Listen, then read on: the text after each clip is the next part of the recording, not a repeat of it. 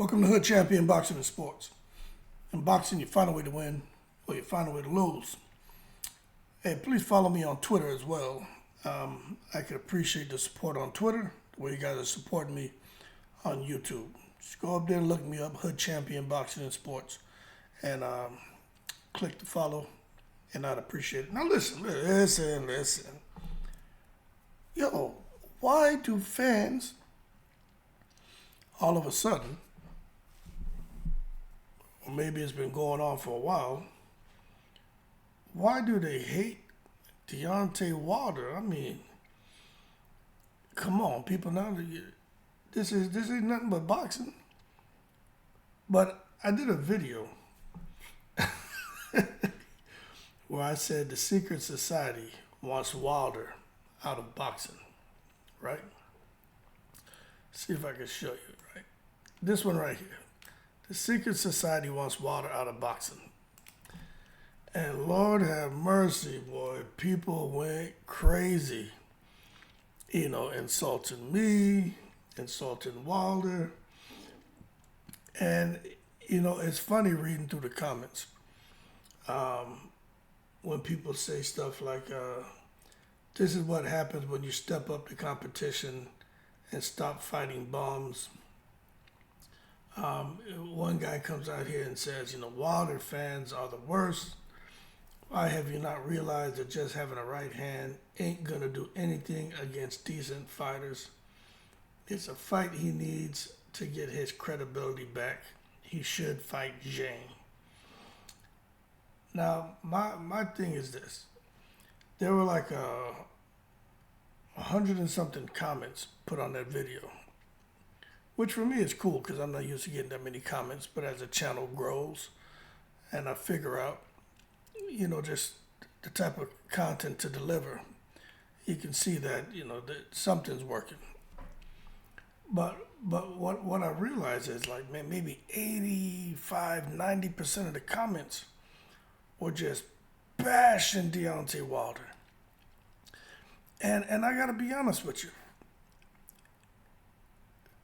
I don't see how anyone can be pushing for any fighter who looked less than stellar in a loss to come back and fight in their next fight an even bigger threat than the fighter they just lost to. But oh no, you can't put a video out like that. Me saying that about Deontay Wilder. All of a sudden everybody comes out of, oh, you're a fanboy, you're a this, you hold your horses, screw you, head champion. Taking it to the stupid. Okay, well, I'm saying that about Earl Spence. So what? You know what I'm saying? Said that about Tyson Fury after him getting, knocked down by Ngannou.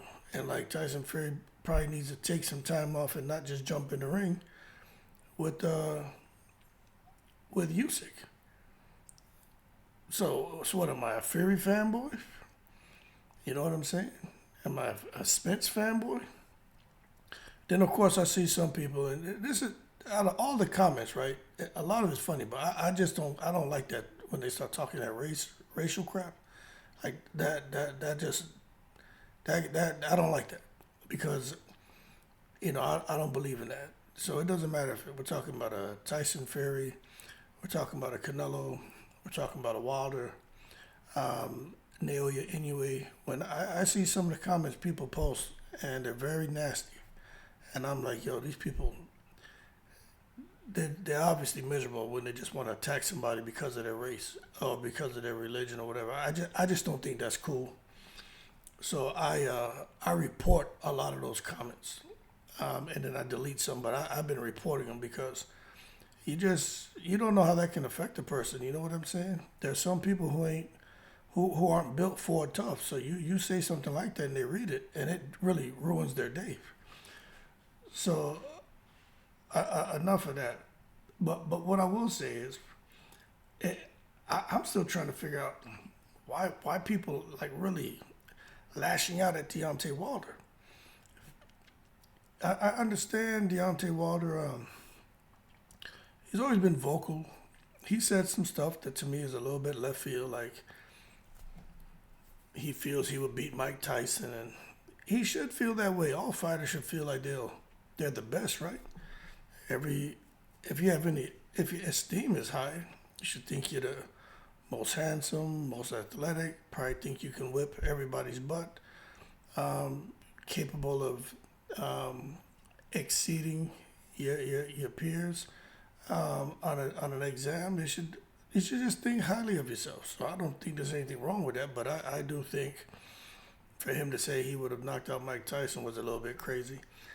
When he says he wanted to get a body on his record, I thought that was just him saying, he just wants to be that violent in the ring. But then when he came back and kind of cleared things up and said, no, when I'm the bronze bomber, I really want to kill a man in the ring. And see that I think was that rubbed some people the wrong way. But now, and then of course the Tyson Fury fights. You see, I talk about that secret society, and some people still haven't realized that. I joke a lot with the secret society, but I'm serious as hell when I talk about fights being influenced by people and certain entities that we never see. So I definitely believe the secret society is real, and I do believe that there were people behind Tyson Fury who made sure stars lined up for him. So don't get me wrong, he still had to go win the fight, but I think he had an upper hand going into all three fights. But I ain't here to get into that. The reason I'm bringing that up is because I think Deontay Wilder, and the first fight nobody complains about. If anything, people feel that Tyson Fury got away with the draw because he really was knocked out cold. That fight should have been stopped. You get knocked out cold, you go down like that, the fight gets called off immediately. But anyway, I ain't here to talk about all that crap. But bottom line is, some people felt in the first fight that hey, that Wilder should have got that win. Although Fury came back and he performed well, some people feel that. But you see in that second and third fight, man, when Wilder started, and I recognize it, the thing with Mark Breland, and somebody put the juju in his drink and all kind of Tyson Fury. My costume was too heavy, and Tyson Fury in the gloves. I think that really turned a lot of people off. They really did. But at the same time, I think a lot of people, they don't want to really accept the fact that there seems to be a little bit more to that second and that third fight now. But some people just can't let that go. In addition to that, they peel it all the way back and look at how. Now this is one thing I will say. I don't understand why Wilder never fought Dillian White. I seen Dillian White show text messages between he and Wilder. When I think about it, I don't, like, that's one thing I don't understand. Because especially during that time, I think Deontay Wilder would have knocked Dillian White out cold. Dillian White's a strong guy. He's a real durable, strong, confident fighter. But going in there against Deontay Wilder, White is very aggressive. He leaves himself open, and White's best shot is the big left hook. He has long arms, though. White does have long arms, but I think Wilder would have tranquilized him. But I still, to this day, don't understand why he never fought him. But again, I talk about that secret society. I am sure there were people there, like Mauricio the Nose Suleiman, ensuring that Wilder never got that opportunity. I wouldn't be surprised if Eddie Hearn was making sure. That Dillian White never got that opportunity. I wouldn't be surprised if Eddie Hearn was making sure Dillian White didn't get that opportunity, so he can keep trying to make the Wilder AJ fight for the undisputed. So when you really look at it, you just never know. But there are some people who feel like Deontay Wilder never really fought elite competition. Some people don't give him any credit for Gerald Washington, no credit for Spilka. They don't give him any credit for Molina. They don't give him any credit for, of course, Malik Scott. They don't give him any credit for Luis Ortiz. They don't give him any credit for Bermane Stavern. They don't give him any credit for Chris Arreola. They don't give him any credit for anyone. They're saying the first real, I would say, formidable force that he got in the ring with was Tyson Fury, and Deontay Wilder failed the assignment.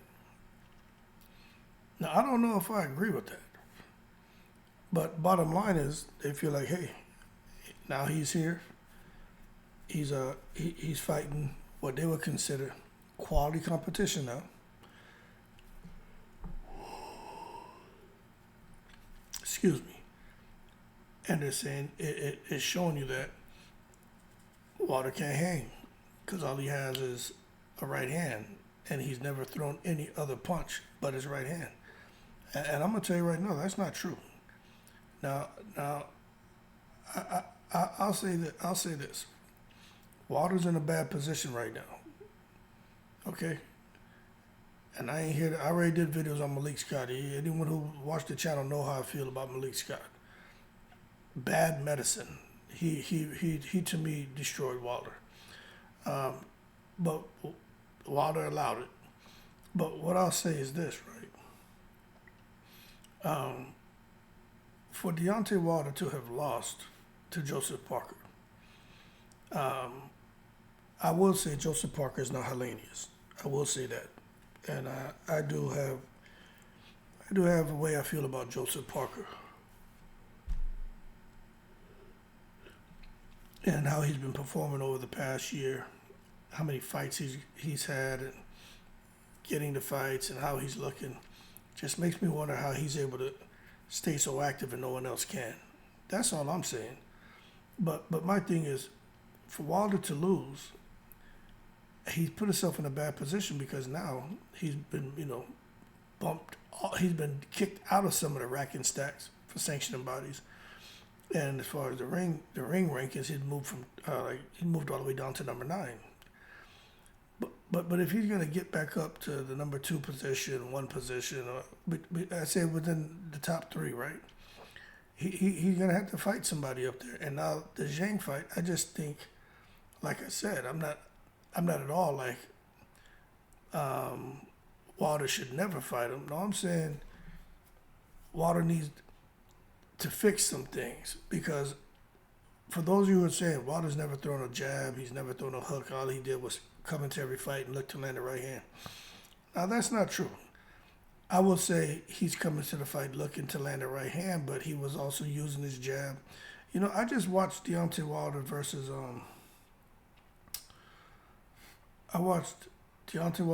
Gerald Washington, and I watched Deontay Wilder versus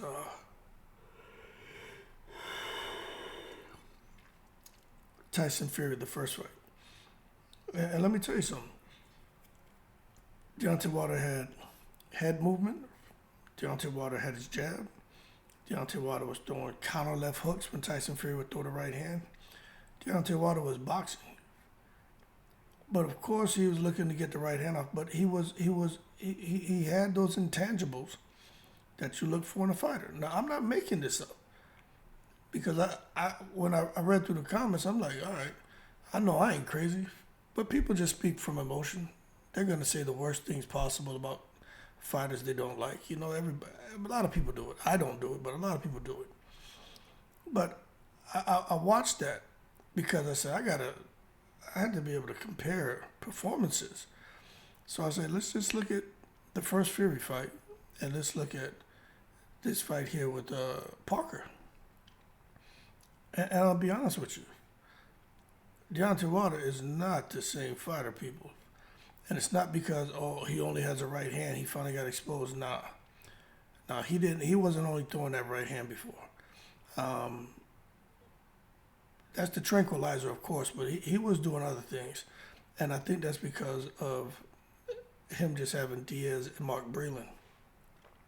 And when I watch him, Deontay Wilder against Parker, and then I watch Malik Scott and how Malik Scott used to fight, I said, what you had is, and Mark Breland, who was a trainer, ex-fighter, he showed Wilder, he molded Wilder's style very similar to his, which was very successful for a tall Deontay Wilder, a long Deontay Wilder with a big, powerful right hand, just like Mark Breland had a big, powerful right hand. So he was able to show Wilder how to set it up. And that's why Wilder was having so much success. And he didn't just fight as somebody was like, everyone Deontay Wilder fought was ranked, like number 154. It's like, yo, man, my man, hold your horses and stop taking it to the stupid. That's not true. Wilder was fighting some top 15 guys. But I do think he dropped the ball by not fighting AJ, not fighting Dillian White. And I also know this for a fact. There were a lot of fighters who didn't want to fight him. That's a fact. Okay? But the bottom line is, what we do know is Dillian White wanted to fight him. He didn't want to fight him. But going back to what I was saying, Mark Breland molded Wilder's style very similar to his because they were very similar in as far as they're two different weight divisions, but tall, lanky, big right hand. And then you come down and look Malik Scott as Wilder's trainer. What Malik Scott has done is kind of molded Wilder's style into how he used to fight. But which style was which fighter was more successful? It was goddamn Mark Breland. As a fighter, and the different accomplishments he had as a pro fighter, and then as a trainer, and who's spent time with Deontay Wilder. I mean, the proof is in the pudding that what Mark Breland and Jay Diaz were doing was far more effective than Malik Scott having Wilder run around the ring like goddamn Forrest Gump. I know Forrest Gump is from Alabama too, but Jesus Christ. You know what I'm saying? That don't mean you got to run around. I mean, that was a fictitious movie. It's all based off a book. People from Alabama don't run around like that. So what I'm getting at is, I do think Wilder deserves some blame because obviously he's not doing all the things he should be doing as a professional boxer, as one of the top heavyweights, and to make sure he keeps getting paid the kind of money that he feels he deserves that's been avoiding him for so long. The big money Wilder made is when he fought Fury. I'm not sure what he made against Hellenius. I've heard people saying Wilder gets $20 million guarantees no matter who he fights. To that I say, hold your horses. Let's not take it to the stupid McNicholas. I'm not so sure. I even said that when somebody first told me that. I was like, I'm not so sure. Wilder gets no damn $20 million guarantees no matter what. Because if that's the case against Hellenius, somebody probably had their nuts cut off because that damn Wilder Hellenius fight ain't even making, I don't even think that did $5 million. I know the pay-per-view sales were like less than 80,000. So I just think we need to be careful with what we're saying. But that being said, Wilder fighting Zhang, I just read an article. It looks like Wilder is looking to return and try to get on the Joshua undercard against the right opportunity, according to Shirley Finkel. I don't know if they're going to take that Zhang fight. But if he can beat Zhang, which I just don't think he can, I'm just being honest with you, then Wilder is right back in the mix. And if he gets in there and fights Zhang and he happens to tranquilize Zhang, then job well done. You know what I'm saying? But I just don't think he should be in there messing around until he can figure out his jab and he can get back to doing those things that he was doing before. They gave him some success, man. Because this thing about just putting up your guard and running around the ring, and that ain't it. Because Deontay Wilder, in my opinion, he seemed like he had checked out a few times in that Parker fight, and that's why he got hit with some shots. Plus, that ring seemed kind of small. But the bottom line is, Wilder, he doesn't have the IQ that Fury has. His trainer, Malik Scott, claims to be overqualified for the job. And what I say to that is if Malik Scott really feels he's overqualified, Deontay Wilder should keep him in camp, but not as your trainer. because you got somebody sitting there telling you he's overqualified to be training you. That I don't know how to really interpret that statement. It's crazy to me. But the bottom line, Deontay Wilder's backed himself in a corner to where I guess if he wants to get back to the top of the division and get that $117 million fight between he and AJ. There was $117 million to be split between Deontay Wilder and Anthony Joshua. Absolutely crazy. So the fact that if he could come back and clip Zhang, well, then Wilder's right back in the mix, and he and AJ will fight sooner than later. Because what we're seeing right now is nobody knows what's going to happen with this IBF. Nobody knows what's going to happen between Fury and Usyk if they fight, or when they fight, and the winner, and what's going to happen with the IBF belt. No one knows. So Wilder is in a position to where whatever decision he makes, he better make sure that he capitalizes and he doesn't drop the ball again. Because you're talking about an opportunity to reinsert himself in position for a $50 million plus payday. I mean, absolutely crazy. So he may end up taking that fight, but he got to give up the drugs, and I'm gonna call it. It is a drug, that shit that he's over there drinking. It's a hallucinogen. He just needs to leave that stuff alone. But I just still think that's a quick turnaround.